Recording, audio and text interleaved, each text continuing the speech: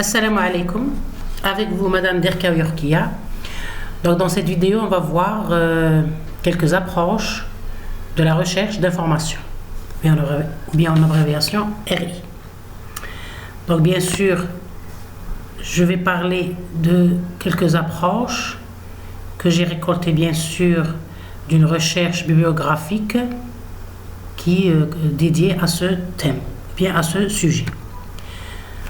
Donc, pour la recherche d'informations, qui est une discipline très importante dans le domaine informatique, il existe plusieurs approches pour réaliser un système de recherche en information.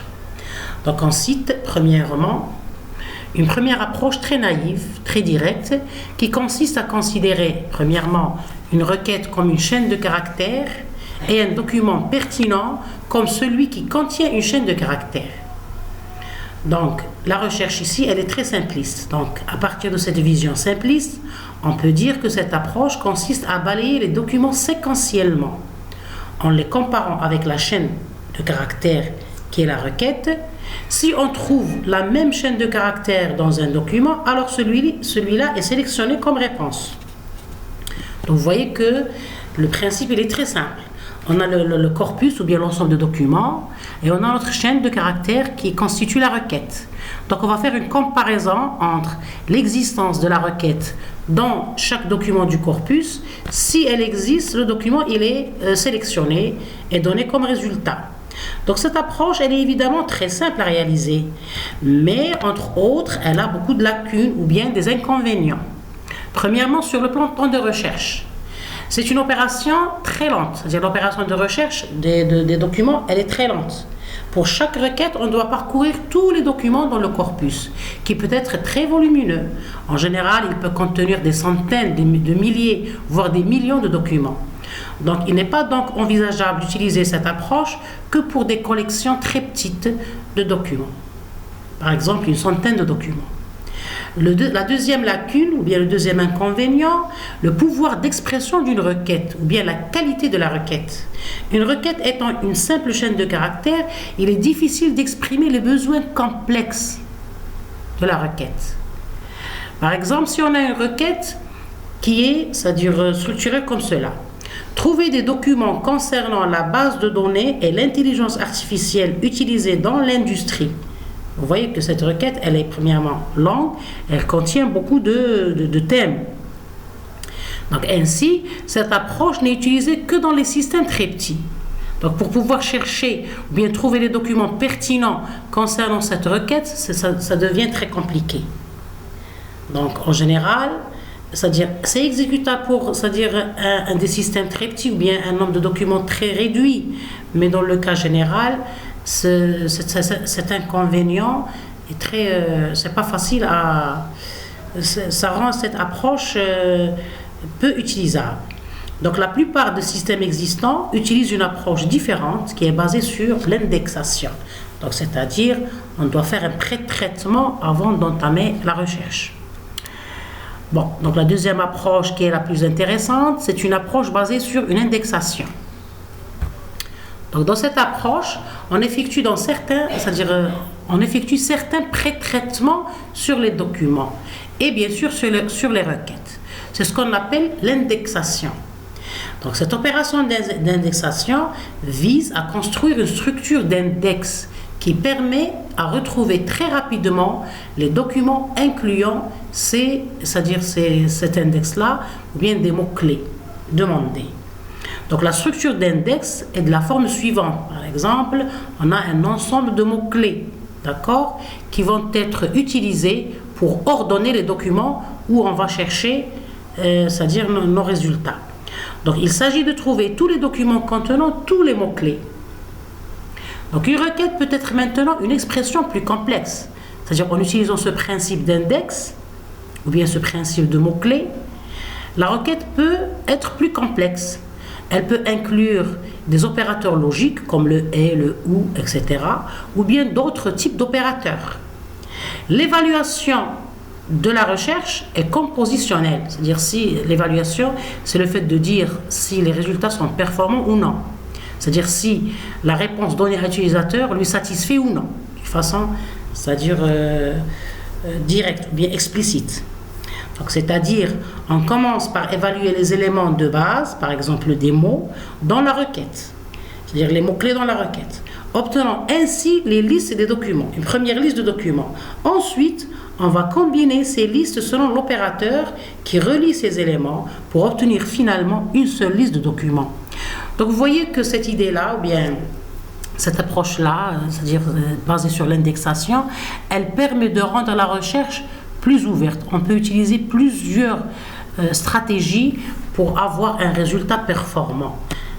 D'une façon explicite, un résultat performant, c'est quoi? C'est pouvoir donner à l'utilisateur les documents qui répondent à sa requête. C'est-à-dire donner à l'utilisateur l'information dont il a besoin, d'une façon très exacte, plus ou moins bien sûr. Donc on va voir les différentes méthodologies utilisées dans cette approche par la suite, c'est-à-dire dans d'autres vidéos. Bien, donc cette approche-là basée sur l'indexation, par rapport à l'approche précédente, elle a beaucoup d'avantages. Par exemple, elle est plus rapide.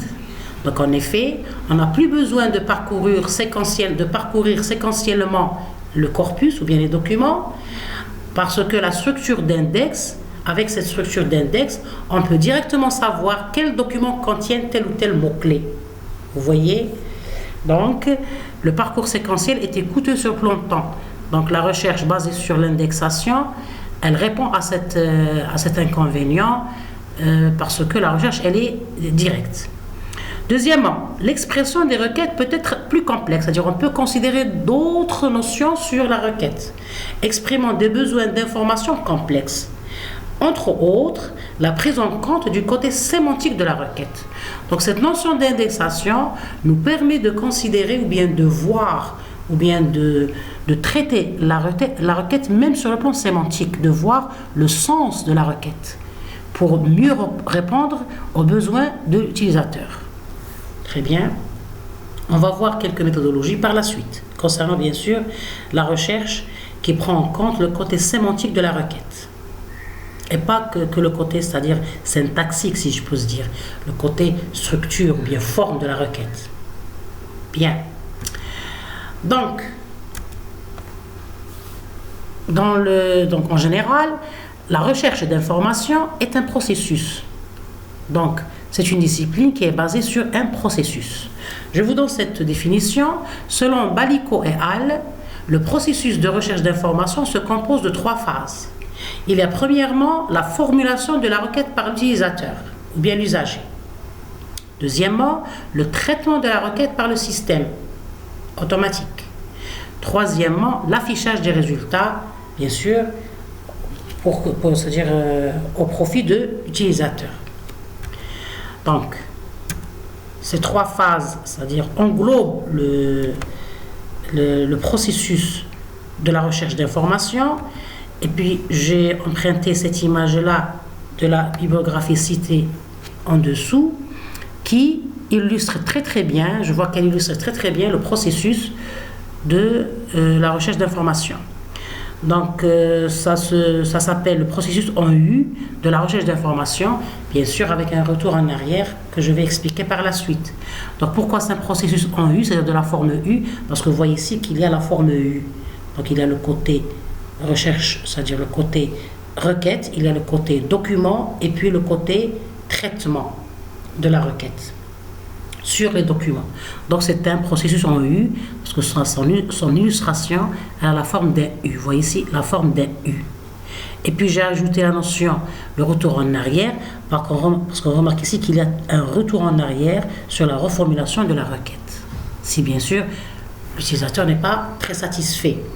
Donc en général, je vais expliquer cette illustration. Premièrement, on a l'utilisateur ici qui a besoin d'une information. Bien. Donc il va formuler une requête. Bien. Donc cette requête, elle va subir un pré-traitement. Donc il y a l'analyse de la requête, la notion de compréhension de la requête. Puis, pour pouvoir représenter la requête. Très bien. Ça, c'est sur le premier côté du U, si je puis dire. Le deuxième côté du U, il y a le corpus, ou bien l'ensemble des documents. Donc on a l'ensemble des documents, ils vont subir une indexation.